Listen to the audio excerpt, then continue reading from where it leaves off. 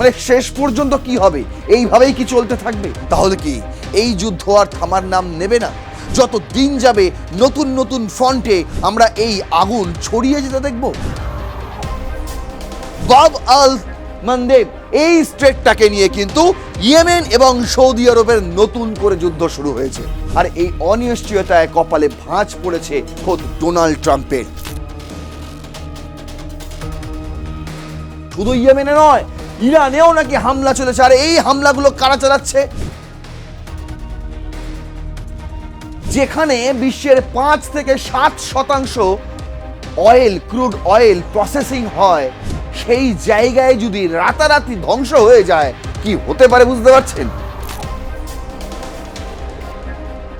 যদি তোমরা এতটা বড় সাহস দেখাতে পারো, তাহলে আমরা কেন এই সাহস দেখাতে পারবো না?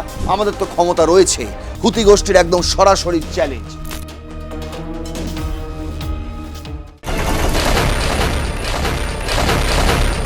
ইসলামাবাদে মার্কিন যুক্তরাষ্ট্র এবং ইরানের মধ্যে মৌ চুক্তি ভেঙে যাওয়ার পর ইরানে টানা 13 রাত ধরে হামলা চালিয়েছে মার্কিন যুক্তরাষ্ট্র। বন্দর আব্বাস থেকে শুরু করে মিলিটারি সাইট, মিসাইল জোনগুলিতে তারা লাগাতার হামলা চালিয়েছে।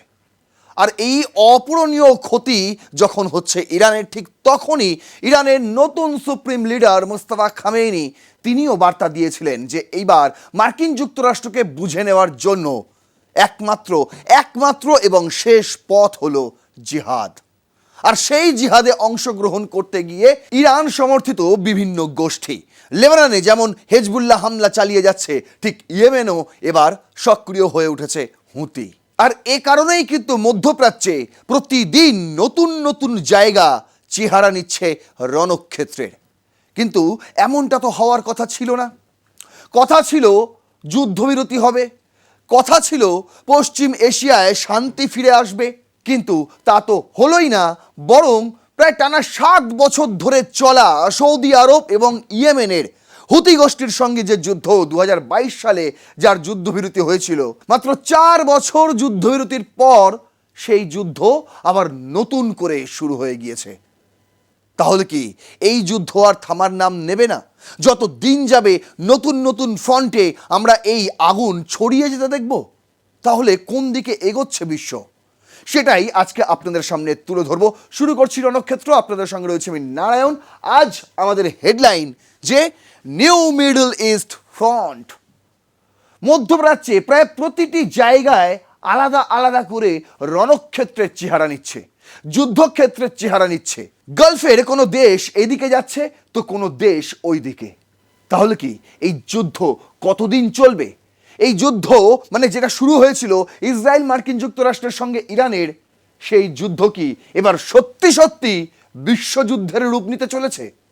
সেই প্রশ্নের উত্তরই আজকের এই এপিসোডে খুঁজব। প্রথম স্লাইডেই আমি রেখেছি যেটা, আপনি যদি এই ভিডিওটি 28শে জুলাই দেখে থাকেন, তাহলে সেই দিন দাঁড়াচ্ছে এই যুদ্ধ 150তম দিনে। বুঝতে পারছেন?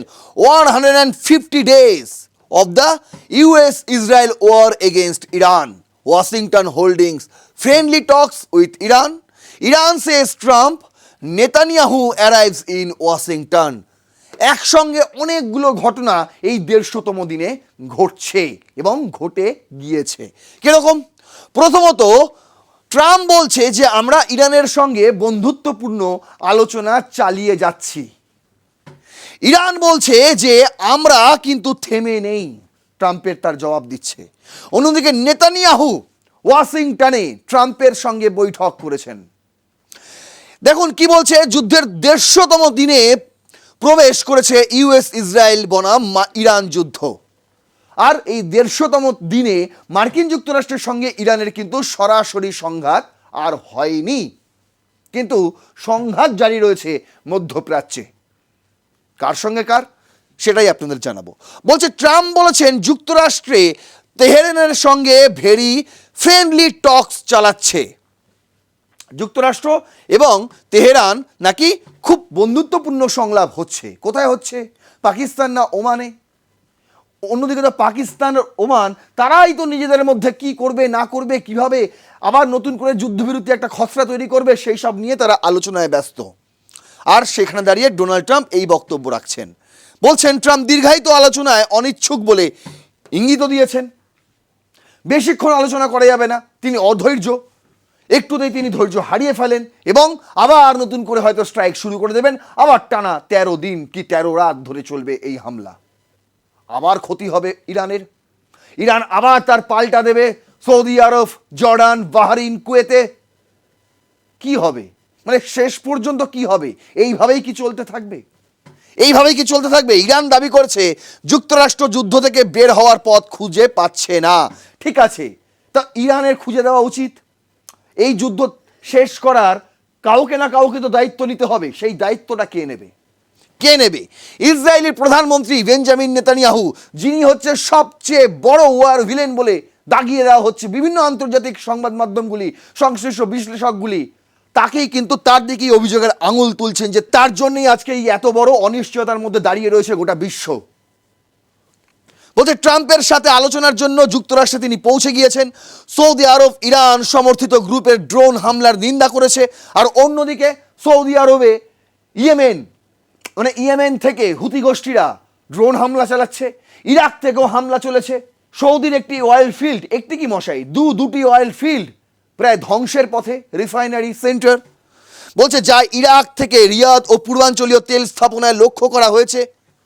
মানে ইরাক থেকে সেখানে হামলা চালানো হয়েছে।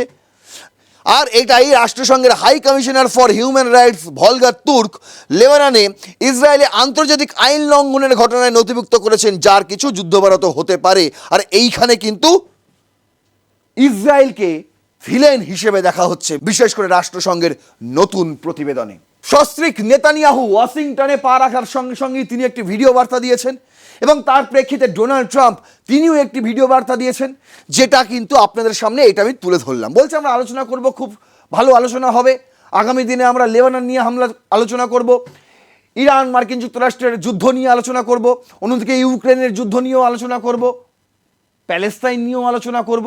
অনেক কিছু তিনি হয়তো বলেছেন এবং অনেক কিছুই সংবাদ মাধ্যমে উঠে আসছে। আসলে কোন কোন বিষয় নিয়ে আলোচনা হলো দেখুন। তারপর আপনাদের দেখাচ্ছি সবচেয়ে বড় যে হামলাটা হয়েছে এই সময়, যখন মার্কিন যুক্তরাষ্ট্র বলছে আমরা তো হামলা চালাচ্ছি না ইরানে, যখন ইরান বলছে ঠিক আছে মার্কিন যুক্তরাষ্ট্র যখন হামলা চালাচ্ছে না তখন আমরাও হামলা চালাবো না, কিন্তু মার্কিন যুক্তরাষ্ট্র সৌদির সঙ্গে পরমাণু চুক্তি কেন করছে? তাহলে কি আগামী দিনে আমাদের ওপর সৌদি আরব থেকে পরমাণু হামলার কোনো পরিকল্পনা রয়েছে মার্কিন যুক্তরাষ্ট্রের? প্রশ্নটা স্বাভাবিকভাবেই উঠে আসছে। আর এখানে দাঁড়িয়েই কিন্তু গত 13ই জুলাই শুরু হয়েছিল নতুন করে এই নতুন ফ্রন্টের যুদ্ধ, ইয়েমেন ভার্সেস সৌদি আরব। কেন? তার কারণ ইয়েমেনে ইরানি বিমান নামতে দেওয়া হয়নি সেই দিন 13ই জুলাই। সৌদি আরব তারা বাধা সৃষ্টি করেছিল, আর সেই কারণে ইয়েমেন পাল্টা চ্যালেঞ্জ ছুড়ে দিয়েছিল যে রেড সিতে যেটা রয়েছে বাব আল মান্দেব স্ট্রেট, সেখান থেকে তোমাদের কোনো জাহাজ যেতে দেব না। যাওয়ার চেষ্টাও করেছিল, দুটো জাহাজে হামলাও করেছে হুতি গোষ্ঠী। আর এই হামলার পরে কিন্তু সৌদি আরবও বসে ছিল না। সৌদি আরবও কিন্তু হামলা চালায় ইয়েমেনি সিটিগুলোতে, শহরগুলোতে। আর তার পাল্টা হিসেবে হুতি তারা ইরাক থেকেও ফায়ার করে মিসাইল, ড্রোনস একাধিক। সৌদি আরবের প্রায় জায়গায় কখনো এরকম ছবি উঠে আসছে মিসাইল হামলার, কখনো ড্রোন হামলার ছবি উঠে আসছে। কি বলছে? Yemen's Iran backed Houthis rebels said Saturday that they fired missile and drones at Saudi Arabia in response to Saudi airstrike on strategic Red Sea city of Hodeidah, in another escalation over vital shipping routes in West Asia, while the United States and Iran vie for control of the Strait of Hormuz. যখন মার্কিন যুক্তরাষ্ট্র এবং Iran strait of হরমুজের কর্তৃত্ব নিয়ে সংঘর্ষ করেই চলেছে, ঠিক সেই সময় বাব আল মান্দেব এই স্ট্রেটটাকে নিয়ে কিন্তু ইয়েমেন এবং সৌদি আরবের নতুন করে যুদ্ধ শুরু হয়েছে। রেড সিতে সৌদি আরবের দুটি জাহাজে হামলার পর সৌদি আরবও কিন্তু ইয়েমেনের হোদেইদা এই শহরে হামলা চালায়, সেটা একদম রেড সি লাগোয়া, বুঝতে পারছেন? আর তারপরেই একের পর মিসাইল, ড্রোন হামলা চলে সৌদি আরবের অন্দরে।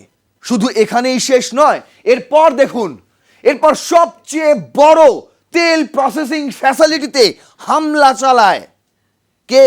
হুতি গোষ্ঠী। কোথা থেকে মানি কন্ট্রোল করছে? Fire breaks out at Saudi Aramco's Abqaiq facility as Saudi Arabia blames drone attack. ভিডিওটাও আপনাদের আমি দেখাবো। এই হচ্ছে সেই স্যাটেলাইট ফুটেজ যেখানে উঠে এসেছে সৌদি আরবের আরামকো আফকাইক অয়েল ফ্যাসিলিটি সেন্টার। সেখানে একের পর এক হামলা চালিয়েছে ইয়েমেনের হুতি গোষ্ঠী। আর এই হামলা বলা হচ্ছে ইয়েমেন থেকে সরাসরি চালানো হয়নি, বরং ইরাক থেকে চালানো হয়েছে। ভাবুন, আমরা বলছি না, সৌদি আরব নিজে দাবি করছে। বলছে সৌদি আরবের আরামকোর আফকাইক তেল প্রসেসিং ফ্যাসিলিটিতে আগুন। সৌদি আরব ড্রোন হামলার জন্য দায়ী করেছে ইরান সমর্থিত মিলিশিয়া গ্রুপকে, যারা ইরাক থেকে এই হামলা চালিয়েছে। বলা হচ্ছে না গো, হুতি করেছে এই হামলা। দেখুন, সৌদি আরবের অয়েল প্রসেসিং ফ্যাসিলিটিতে আগুন লেগেছে, হামলা চলেছে, তাতে আমাদের কি মশাই? দক্ষিণ এশিয়ার কি? তার কারণ হচ্ছে এই আফকাইক বিশ্বের বৃহত্তম ক্রুড অয়েল স্টেবিলাইজেশন প্ল্যান্ট। বৃহত্তম, ভাবছেন গোটা বিশ্বের মধ্যে। হামলায় আফকাইক ছাড়াও সৌদির ইস্ট ওয়েস্ট পাম্পিং স্টেশনও লক্ষ্যবস্তু করা হয়েছিল, হুতি গোষ্ঠী করেছিল। সৌদি এয়ার ডিফেন্স হামলায় প্রতিহত করেছে এবং পাল্টা জবাব দেওয়ার তারা বলেছে, আমরা এবার পাল্টাও জবাব দেব। ভাবুন, আপনার পুজো পৌঁছে যাক বিশ্বের দরবারে। প্রতি বছরের মতো এবারও আর+ নিউজ নিয়ে এলো শারদাঞ্জলির সেরা সম্মান 2026। অংশ নিতে সকাল 10টা থেকে সন্ধে 6টার মধ্যে সরাসরি যোগাযোগ করুন আমাদের অফিসে অথবা কল করুন 9836323248 এই নম্বরে। শারদাঞ্জলি শুধুমাত্র আর+ নিউজে। ইতিমধ্যেই শোনা যাচ্ছে নাকি সৌদি আরব থেকেও ইরানেও নাকি হামলা চলেছে। শুধু ইয়েমেনে নয়, ইরানেও নাকি হামলা চলেছে। আর এই হামলাগুলো কারা চালাচ্ছে? মার্কিন যুক্তরাষ্ট্র। বলবেন না দাদা, না না, মার্কিন যুক্তরাষ্ট্র তো অবশ্যই হামলা চালিয়ে যাচ্ছে, কিন্তু যেগুলো ডিরেক্ট সৌদি আরব থেকে চালানো হচ্ছে, যেভাবে ইয়েমেনে ইরানি বিমান ঢুকতে বাধা দেওয়া হয়েছে। কিভাবে বাধা দেওয়া হয়েছে?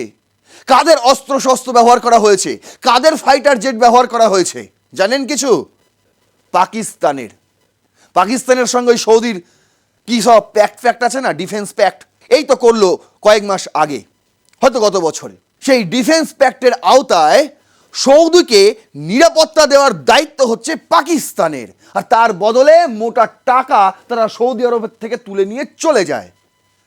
এবার নুন খেলে তো গুণ গাইতেই হবে, আর সেই গুণ গাইতে গিয়ে পাকিস্তান অ্যাকচুয়ালি কি? মিডিয়েটর।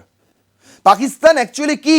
ইরান ও মার্কিন যুক্তরাষ্ট্রের মধ্যে তারা মধ্যস্থতাকারী হিসেবে কাজ করছিল। অথচ দেখুন, তারাই কিন্তু এই যে আগুনে ঘি ঢালার কাজটাও করে যাচ্ছে। ভেবে দেখুন, একই সঙ্গে কত রকম ভূমিকা।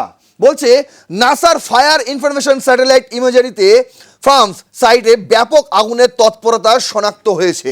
এই হচ্ছে সেই স্যাটেলাইট ফুটেজ। এক তো এইখানে দেখতে পাচ্ছেন বিশাল বড় বিস্ফোরণ হয়েছে, আর হামলার পরে পরে ঠিক এই দুটো জায়গাতেও দেখা গেছে যে দুটো সেক্টর ছিল, দুটো সেক্টরই প্রায় ধূলিসাৎ হয়ে গেছে, ধ্বংস হয়ে গেছে। বলছে এই ঘটনা বিশ্বব্যাপী তেল সরবরাহ, এনার্জি সিকিউরিটিতে নতুন উদ্বেগ তৈরি করেছে। আফকাইক বিশ্বের 7 থেকে 5% ক্রুড অয়েল প্রসেস করে, যা কৌশলগতভাবে অত্যন্ত গুরুত্বপূর্ণ। আর তাই যখন এই আফকাইক অয়েল প্রসেসিং ফ্যাসিলিটিতে আগুন লাগে, হামলা চলে, এরকম বিস্ফোরণ দেখা যায় স্যাটেলাইট ফুটেজে, তখন গোটা বিশ্ববাসীরই কিন্তু একটা অনিশ্চয়তা তৈরি হয়। আর এই অনিশ্চয়তায় কপালে ভাঁজ পড়েছে খোদ ডোনাল্ড ট্রাম্পের। আর পাকিস্তানের ভূমিকা কি? পাকিস্তান তো গাছে তুলে দিয়ে মই কেড়ে নিতে পারলেই বাঁচে। দেখুন, এই যে সৌদি আরবে একের পর এক হামলা চলেছে, এটার জন্য শুধু মার্কিন যুক্তরাষ্ট্র দায়ী নয়, সৌদি আরব নিজেও দায়ী। আর সৌদি আরব নিজে দায়ী মানে কে দায়ী? ধরে নিতে হবে পাকিস্তানও দায়ী। আমি বলছি না এ কথা খোদ হুতি গোষ্ঠীর প্রধান ইয়াহিয়া সারি তিনি বলছেন। দেখুন, কালিবার করছে Saudi Aramco halts operation at Abqaiq oil facility after Houthi drone attack. এই মুহূর্তে সেখানকার সমস্ত কার্যকলাপ কিন্তু বন্ধ রয়েছে। বুঝতে পারছেন ক্ষতিটা কি পরিমাণে হয়েছে? যেখানে বিশ্বের 5 থেকে 7% অয়েল, ক্রুড অয়েল প্রসেসিং হয়, সেই জায়গায় যদি রাতারাতি ধ্বংস হয়ে যায়, কি হতে পারে বুঝতে পারছেন? আর এই কারণেই Saudi Aramco has suspended operations at its Abqaiq oil processing facility following a drone attack claim by Yemen's Iran backed Houthi movement. The facility, one of the world largest oil processing complex, halt operation after the strike and initiated emergency flaring of excess gas at several production sites. Caliber.az reports per foreign media বলছে কি এই হামলা চলার পর কিন্তু সেখানে gas, বিভিন্ন ধরনের এক্সেসেস গ্যাস, বুঝতে পারছেন, মানে লিক হয়ে গেলে কি হয়, একটা অয়েল ফিল্ড লিক হয়ে গেলে, হামলা চললে বিভিন্ন ধরনের গ্যাস কিন্তু নির্গত হয়, আর সেই গ্যাসই কিন্তু নির্গত হচ্ছে এখন গোটা এলাকা জুড়ে। সাধারণ মানুষের এখন সেখানে নিঃশ্বাস নেওয়াটাই কিন্তু সবচেয়ে বড় চ্যালেঞ্জ হয়ে দাঁড়িয়েছে, বুঝতে পারছেন। আর এই কারণেই কিন্তু সেখানে এখন সমস্ত কার্যকলাপ স্থগিত রাখা হয়েছে। তার কারণ হচ্ছে সেখানে কোনো সাধারণ মানুষ ঢুকতে পারছেন না, আশপাশেও কোনো সাধারণ মানুষ থাকতে পারছেন না এই মুহূর্তে। বলছে কি shortly before the shutdown the Houthis announce that they had also targeted Saudi Arabia's east west oil pipeline. শুধু তারা যে এই আবকাইক অয়েল ফ্যাসিলিটিতে হামলা চালিয়েছে তা নয়, ইস্ট ওয়েস্ট অয়েল পাইপলাইন এখানেও তারা হামলা চালিয়েছে। কোথায় রয়েছে এই পাইপলাইন?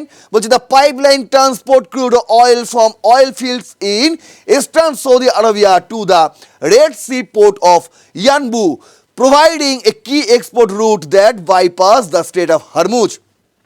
স্ট্রেট অফ হরমুজ এড়িয়ে সৌদি আরবের তেল বাজারজাত করার জন্য এই বাব আল স্ট্রেটকে ব্যবহার করা হতো, যেটা রেড সিতে অবস্থিত। আর এই পাইপলাইন, যেই পাইপলাইনে হামলা করা হয়েছে সেই পাইপলাইনটা হচ্ছে পূর্ব সৌদি আরব, সেখান থেকে পুরো তেল নিয়ে চলে আসে কোথায়? রেড সি এর যে বন্দর ইয়ানবুতে। এই যে দীর্ঘ পাইপলাইন, এই পাইপলাইনেও হামলা চালিয়ে দিয়েছে হুতি গোষ্ঠী বলে তারা স্বীকার করছে। বুঝতে পারছেন কতটা ক্ষতি এই মুহূর্তে সৌদি আরবের। The Houthis said they had carried out strikes on several Saudi oil production and transportation facilities. Houthis military spokesperson Yahya Saree said the operation was launched in response to what describes as incursions by Saudi drones into Yemeni airspace. বলছে আমরা হামলা চালাতাম না, আমরা এসব কিছুই করতাম না, কেন সৌদি আরবের ড্রোন আমাদের এয়ার স্পেসে চলে এলো। আবার ইরানের বিমানকে তারা বাধা দিচ্ছে সৌদি আরবে ল্যান্ড করার জন্য। কি করে সম্ভব? যদি তোমরা এতটা বড় সাহস দেখাতে পারো তাহলে আমরা কেন এই সাহস দেখাতে পারবো না? আমাদের তো ক্ষমতা রয়েছে। হুতি গোষ্ঠীর একদম সরাসরি চ্যালেঞ্জ। আর অন্যদিকে ট্রাম্প বলছেন দেখুন আমরা কিন্তু এখন এই বিষয়ে মাথা গলাইনি, মানে এই ইয়েমেন আর সৌদি আরবের মধ্যে যেটা হচ্ছে আমাদের মাথা শুধু ওখানেই রয়েছে। কোথায়? একদম সুন্দরভাবে বলছেন, দেখুন বলছে speaking with reporters about air force one Trump said that the US has been dealing with Saudi Arabia currently amid the ongoing negotiations regarding the civil nuclear deal between the two nations. আমরা শুধুমাত্র পারমাণবিক কর্মসূচি নিয়েই আলোচনা করছি Saudi আরবের, এছাড়া Saudi আরবের সঙ্গে কিন্তু আমরা এই বিষয়ে মাথা গলাচ্ছি না। যেটা বলছে clarifying the US stance on the ongoing fighting between Saudi Arabia and Yemen's Houthis, president Donald Trump stated on Monday that Washington is not involved with that right now. আমরা এখনই এর মধ্যে মাথা ঘামাচ্ছি না, but leave the door open for future intervention if there's a problem. বলছে কিন্তু আমরা যদি আগে কোনো বড় সমস্যা দেখতে পাই, বড় সমস্যা মানে কি? তার মানে আগে যদি আমি দেখতে পাই যে সৌদি আরবই পড়ে পড়ে মার খাচ্ছে, ইয়েমেনের কিছু হচ্ছে না, তখন আমরা কিন্তু মাথা ঘামাবো, হাত ঘামাবো, মার্কিন সেনাদের আমরা ঢুকিয়ে দেবো এই যুদ্ধে। কি রে তোর বেশ র্যাশ হয়েছে দেখছি। হ্যাঁ রে, কি করবো বলতো, র্যাশগুলো কিছুতেই কমছে না। অনেক কিছু ইউজ করলাম তবুও কমছে না। তুই এম্বার গৌরীদেবী হসপিটালসে দেখাতে পারিস, ওখানে ভালো এক্সপিরিয়েন্স ডার্মাটোলজিস্ট আছে।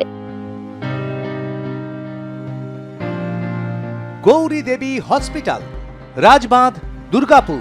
যোগাযোগ 8001003333, 8001113333। পুরো সরাসরি এই কথা বলেননি, কিন্তু গল্পটা ঠিক এরকম তিনি বলতে চেয়েছিলেন এখানেই।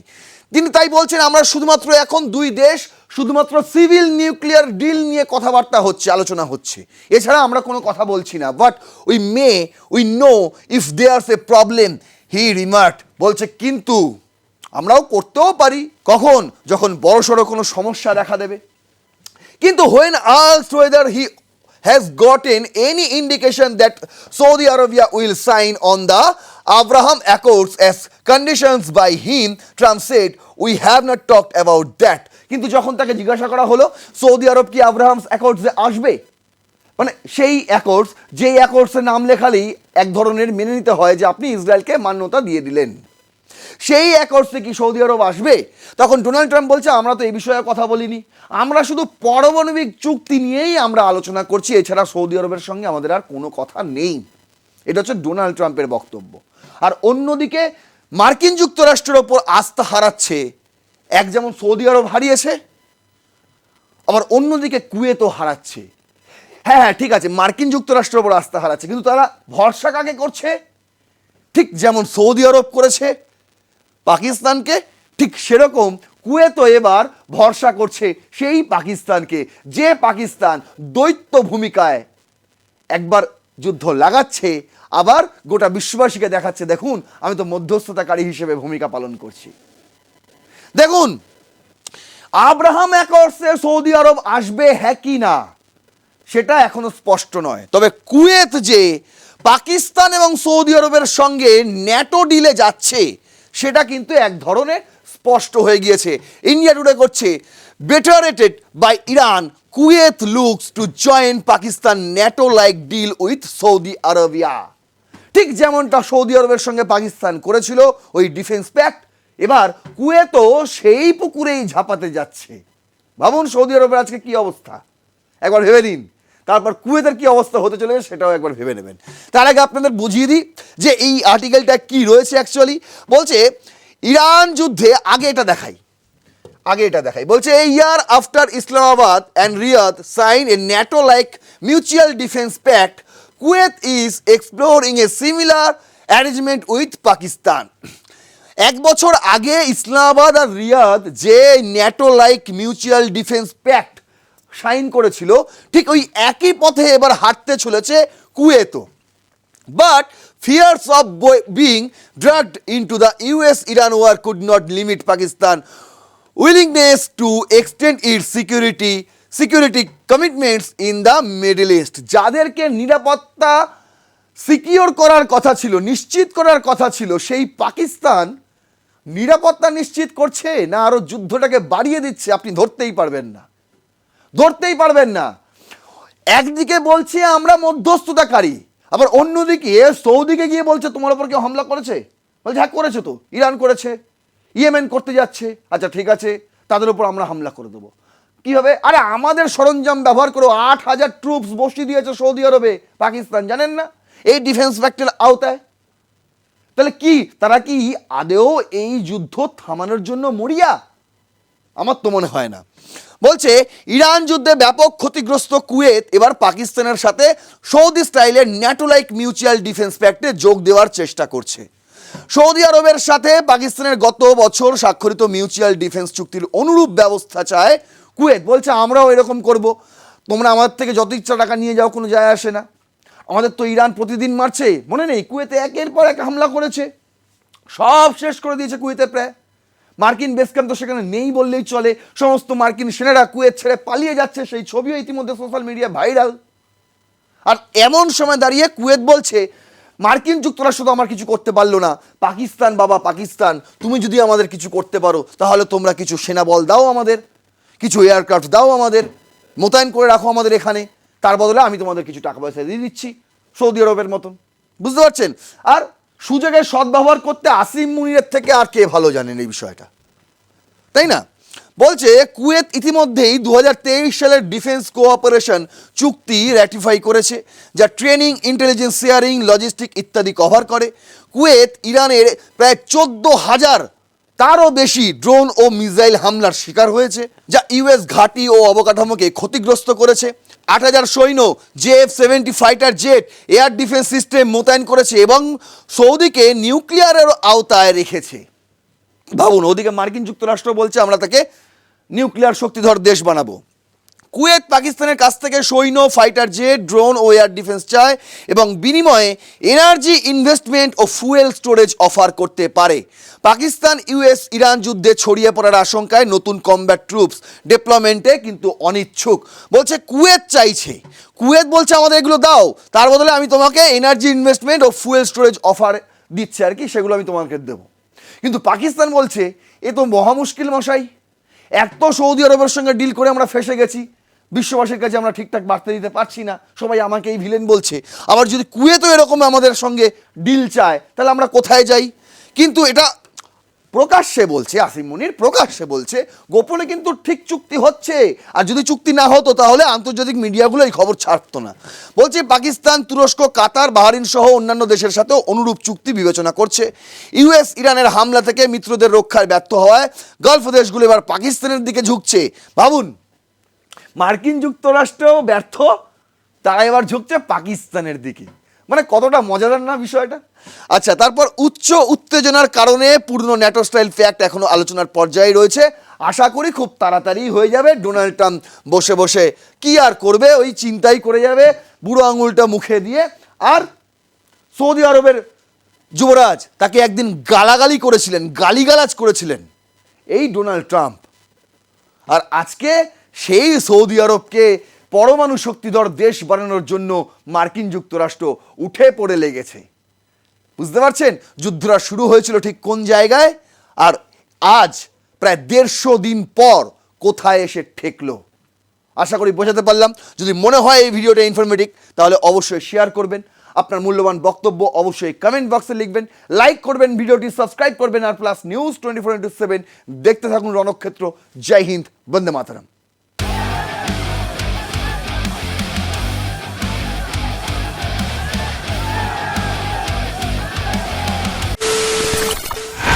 খবরের নামে প্রতিদিন সন্ধে আপনার ড্রয়িং রুমে কি শুধুই চিৎকার চেঁচামেচি হয়ে আসে? বিতর্কের নামে চলে গালাগালি আর কাদা ছোড়াছুড়ি। এবার সময় পরিবর্তনের, কারণ আমরা কান ফাটানো চিৎকারে বিশ্বাস করি না। আমরা বিশ্বাস করি খবরের সত্যতায়। আমরা কোনো পক্ষের হয়ে গলা ফাটাই না, আমরা সাধারণ মানুষের হয়ে প্রশ্ন তুলি। চিৎকার নয়, শুধু খবর হবে যেখানে বিতর্ক আছে কিন্তু কুৎসিত ঝগড়া নেই। সঠিক তথ্য, বিশ্বস্ত খবর। নজর রাখুন আর প্লাস নিউজে।